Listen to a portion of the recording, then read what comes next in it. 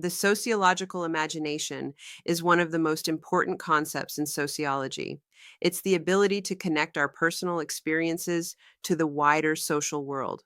The term comes from C. Wright Mills, who described it as the capacity to see the link between private troubles and public issues.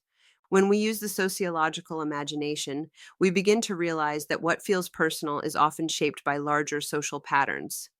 Losing a job might feel like an individual failure, but when thousands of people are laid off during an economic recession, we see that the issue isn't just personal, it's structural. This way of thinking empowers us because it helps us understand that we are not alone in our experiences. Our challenges and opportunities are connected to history, culture, and systems of power. Once we recognize those connections, we can see the world more clearly and begin to imagine change. But the sociological imagination doesn't only help us analyze hardship, it also helps us recognize how privilege operates in our favor. It allows us to see how personal success is sometimes supported by invisible social advantages. Let me give you an example from my own life. When I was in my 20s, I drove a Camaro. I worked late shifts and often drove home around midnight. I also had a shaved head, and I got pulled over by police a lot. One night, I finally asked an officer why I was stopped so often. In a moment of honesty, he said, "Because you drive a doper's car." Now, here's where the sociological imagination becomes powerful. At that time, I actually did have drugs in my car on more than one occasion, but I was never searched, never arrested, and never charged.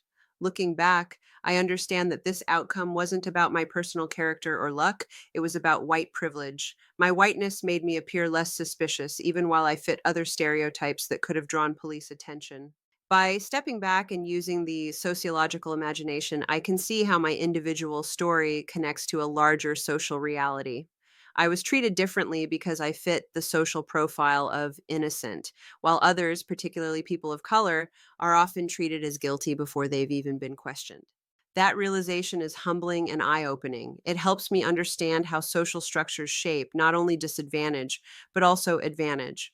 It shows that privilege can work quietly, protecting us in ways we might not even notice until we step back and analyze it. The sociological imagination invites all of us to make these connections. It asks us to see how personal experiences, our jobs, our families, our successes, and our struggles are part of much larger patterns. It helps us move beyond blame, beyond guilt, and into awareness. When we can connect our story to the bigger story of society, we gain empathy, insight, and agency. We start to see that every person's life is shaped by social forces, by race, gender, class, and history, and that by understanding those forces, we can better understand ourselves and the world we live in. That's the heart of sociology, to see the personal in the social, to see the structural in the everyday, and to realize that awareness itself can be transformative.